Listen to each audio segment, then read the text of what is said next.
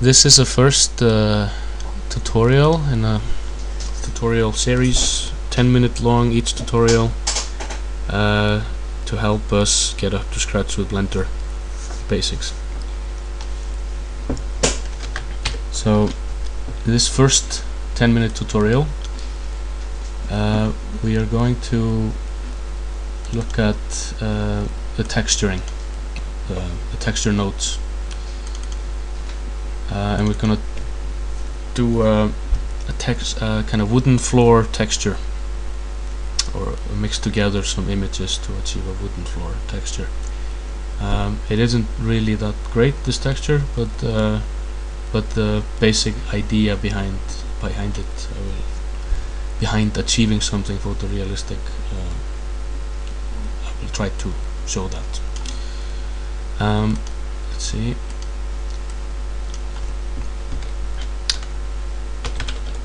We'll start Blender.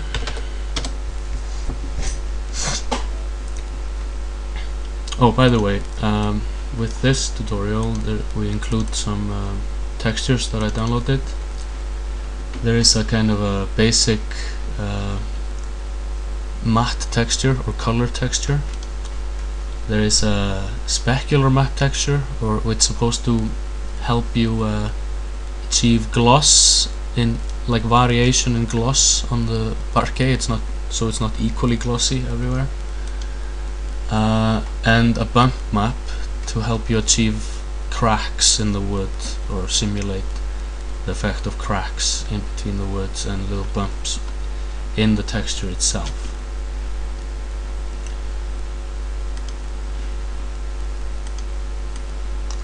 I'll resize my Blender to fit the recording window. Okay, so we'll just we'll begin immediately. We'll throw in a plane, just like before, and we press S to scale, and then we just drag, and S again, just make it reasonably large. And we can probably just delete the cube, so select the cube by right clicking on it, or selecting it in the scene menu here, and press delete and delete it. We'll add a monkey, drag it up a little bit, rotate around the x-axis, so RX, and rotate. Bring it down a little bit. Maybe RX again. Rotate. We can look in side view if we've collided with the surface. So press 3 and zoom in. Okay, so we're a little bit below the surface, so we drag him up a little bit. This is fine. Now we're gonna add a subdivision surface. We've done this before, so I'll just go here in the effect button, or the modifier button on the monkey, and we subdivide twice is enough. Another thing important is if you press here on the left, you select smooth. It interpolates the reflections on the polygons on the monkey and makes it look more realistic. So more smooth anyway. We'll change the render setting to cycles, the cycle render engine. We will immediately just start working on the texture of the ground. So now you see I've split it into two views just for convenience. Let's put this one on render and see how the lighting is. It's kind of limited lighting, but it's okay. We're going to split this view again in two, and we're going to choose a node editor here. We can get rid of this section by pressing N. It's useless. And we select the texture nodes here. Here you can, this texture node, these are for other things, as you recall. The node editor can be used for editing textures, something like textures, it's like creating images, for compositing, and for materials. And what we're doing, we're working with Blender materials. Under materials, you can see when you select this material thing, you have two sub-selections. There's a world and the object you have selected. So current object selected is the ground. So, but there's nothing there yet. So, but we should add a texture for the ground. So just press new on the material, and we have this white color, matte color by default, but we can make it, you know, whatever color we like. But matte is the least purely diffuse, or matte color is the least realistic. It's most cartoony. We want to add something. We have, in this case actually, we have a photograph. So let's just add that to the diffuse. So we have a texture. Textures are, in Blender, they call textures anything that's kind of image based. And a material is something where you combine images and effects to create the final actual surface of the object. Okay, that didn't do much, but I know why. We go into input and we select texture coordinate, and we drag this generated thing down here. That was wrong. I haven't, you see, the reason why there's nothing here is because I haven't opened an image. You need an image. Wood floor. So in the subdirectory of this package we have these B, D and S. The D image is the color image, the matte image, I think. Yeah, there it is. But you see it's scaled up way too much.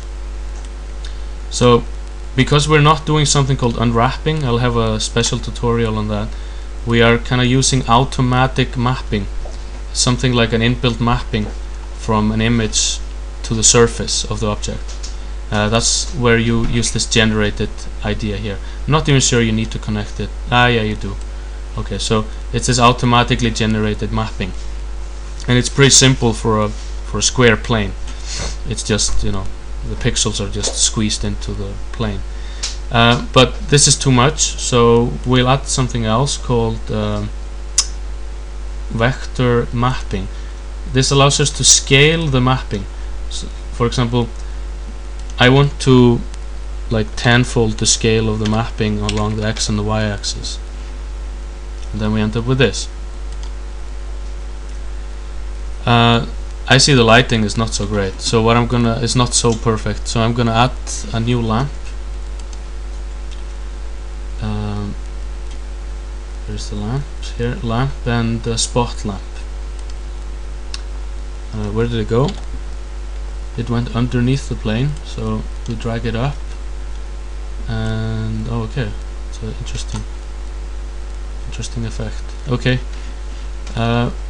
we're gonna use nodes on the lamp as well. We have to go in here. I think we can select use nodes. Is it already using nodes? Maybe. Yeah, here it is. It's already in nodes. So because I have the lamp selected, it has the same, you know, it's basically a material, emission material. So, but we need to make it stronger. So I'll multiply by 3 or multiply by 500, something like that. That looks alright. Maybe more. 800. Oh, my time's running out. I have to be quick. Okay, so we'll keep this like that. And now I'll select back the surface,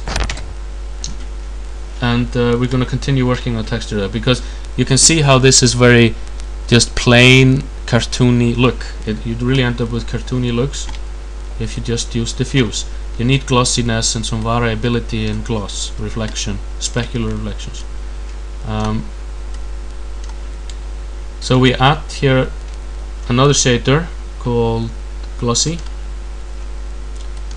and we'll add another shader called mix shader, so that we can mix between the two of these. So we do that, and we do that. Now just mixing them like that, you end up with something that looks rather weird. We kind of change the glossiness settings here, the roughness of the material, but it just doesn't look quite right, this kind of glossiness. You know, if you just about the roughness of the glossiness, if you put 0 roughness, then it's like a mirror. It has a kind of a mirror effect. You can see the mirror of the monkey now, but you can see how this mirror is not affected by anything. It's like it's perfectly smooth parquet, which parquets aren't. Okay, so let's add the second texture image, which has to do with the glossiness. So you can select this node and press Shift D to duplicate it.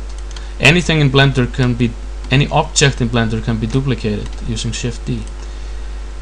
And we're gonna close and open the image, which is called S. I think that's specular, I hope. Okay, and we open that, and we're gonna use this one to vary the glossiness. So we have to, however, convert the color to a value, and there's a converter here called RGB to black and white, and we're gonna just vary the mixing based on this image. But however, this is not working yet, because this image must also be controlled by this generated mapping in the same way. So here we have that. This roughness is not realistic, so I'm gonna put it back to 0.1. Oh, yeah. But nonetheless, we don't get too much gloss on the ground from this.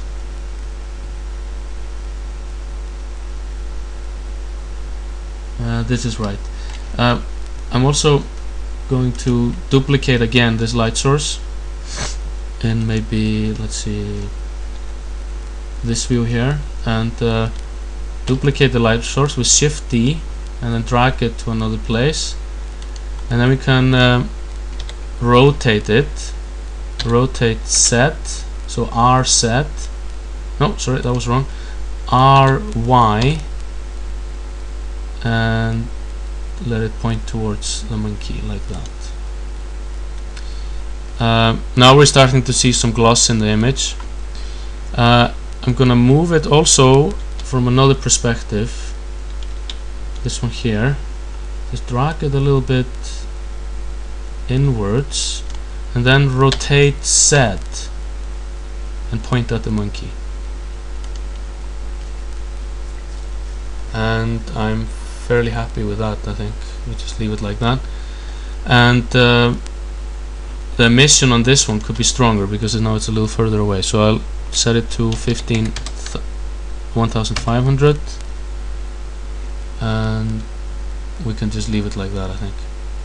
Okay, so you can see the parquet is starting to feel more realistic than before, simply because there's a variation in glossiness based on the texture. So, but what is missing is a kind of bumpiness in the grooves. So again, we will duplicate the texture, close this, open, go back to this these textures, and now select the bump map B, the B texture. And this one, we're gonna duplicate this converter here. We're going to connect to the displacement value. Oh, and we have to map it. It has to be mapped, UV mapped. So we connect this again. Now this is way too much. It looks really rough, and when it's too much, it's unrealistic. So we have to tune this down a little bit. So we'll add a converter math, and we'll just multiply it down. If we multiply it, it will get lower. We multiply it with a small number, like so, 0.25, and maybe that's what we're gonna use. Okay, I can see the monkey is a little bit above the surface. Put him like that, and now we have roughly what I was going to produce. You can now add your own glossiness to the monkey. I mean, he's not very realistic himself. He is just a regular diffuse material right now. and ideally you would put some gloss on him. You would add shader, mix shader, add shader glossy as such. You would add that in there. You would tune this down quite a bit, 0.1, the mixing, so that you get only 10% gloss. 10% of the rays are kind of glossily reflected, specularly reflected, and 90% of the rays are handled diffusely. They're scattered all over the place. Now you can make it, you can make it more mirror-like specular reflection by reducing the roughness number. So maybe make it 0.05, and we should have something nice, I think. But something quite plasticky actually. But that's it. We'll save this. Save as. Let's call it dot demo.